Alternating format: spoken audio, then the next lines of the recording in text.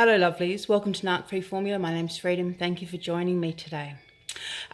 Today's episode is a not very nice subject, but it has to be addressed. So this video is the number one sign that you will end up a statistic. Before I start the video, can I quickly just remind you guys, if you like the video, to like it, subscribe to the channel, hit the bell notification, all the usual stuff. I've got some notes here, so bear with me. All right, lovelies, like I said, this is a uncomfortable topic, but I'm going to address it. If I giggle nervously or anything like that, please don't take it as a sign that I am not taking this seriously, because I absolutely 100% take this stuff seriously. For those of you who don't know about me, I actually lost my mother to my father and to domestic violence. So I do take this stuff very seriously. All right, lovelies. So what is the number one sign that you're going to end up a statistic? If we could have a crystal ball to look into the future, that would make life so much easier. But the fact is that we don't. But what we do have is a tool that has been invented in the US called the MOSAIC Tool, or the particular one is the DV, so for domestic violence, MOSAIC Tool. And essentially what it is they've created this tool to predict risk of future harm, risk of escalating violence, and risks of future homicide. So they can actually pinpoint who is at more higher risk of ending up a homicide statistic. Okay, so the fact is that, abusers often justify violence and say things like, oh, you made me do it, or I slipped. They minimize it. They deny accountability. They blame other people, and they take no responsibility for their violence. And a lot of times, this is how they get away with this stuff, by saying, oh, it's my mental health, it's my, it's because I was drinking that day, it's because of what you said and did and how I felt. And at the end of the day, as I said, that's great that they can minimize it and get their way, get their heads around the fact that they aren't responsible. But at the end of the day, you, on the other end of the violence, are at actual risk. The number one indicator of being a future homicide victim is choking. So they call it non-lethal strangulation. So bear with me. So yeah, here we go. Here's a terrifying statistic. So 30% of US women who are murdered by their intimate partners or by their exes. And in all of those cases, the media and everyone involved always says, oh, what are the signs? We wish we knew, how to prevent this, blah, blah, blah. So now what they've got is this tool that actually can highlight when someone is at risk of becoming a statistic. So some of the signs other than choking are battery. So previous incidences of physical abuse and battery. Stalking plus previous abuse, that is like a power combo right there.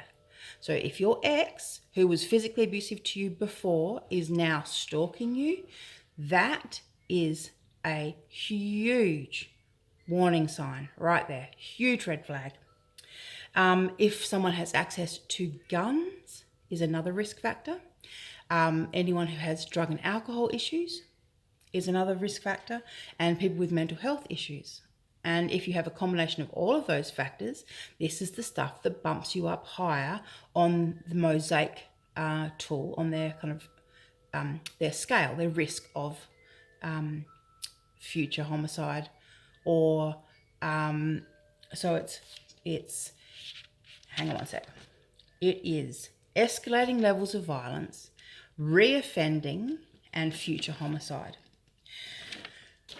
The other thing you need to know just quickly about choking is this, that even with no symptoms, some women have died weeks and if not months after the initial incident.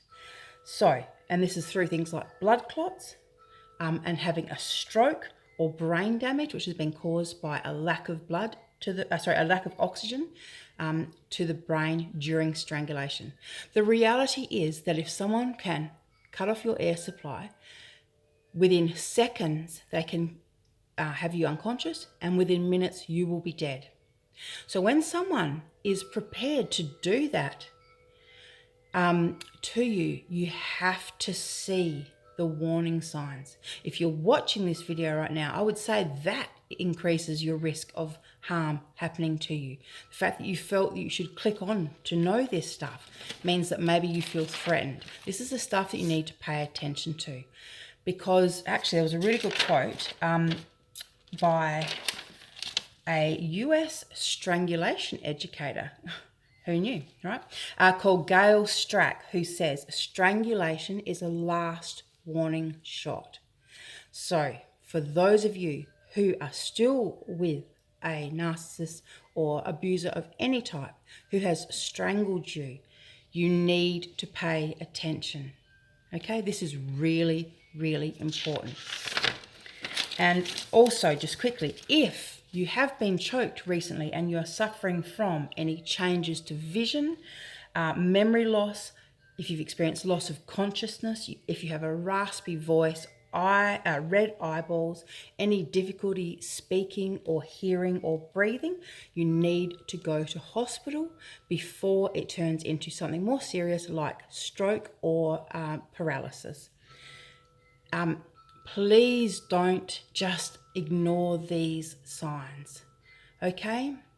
All I can say is the reason I'm doing this video is not because of my own personal experience with my mother or with my ex, but because I've been watching some stuff again about Chris and Shanann Watts, and I always just go back to what that woman must have in her last moments before being murdered by her husband, the one that she, committed her life to under God, the one that she bared children with, in those last moments when her life was being choked out of her or strangled out of her. Imagine what she went through, the absolute fear and horror that poor woman would have gone through.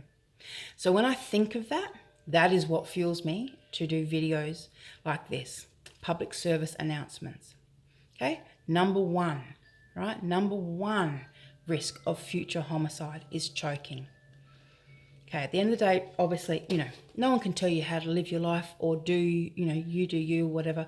But the thing is, this stuff, it's really serious, darlings. It's really, really serious.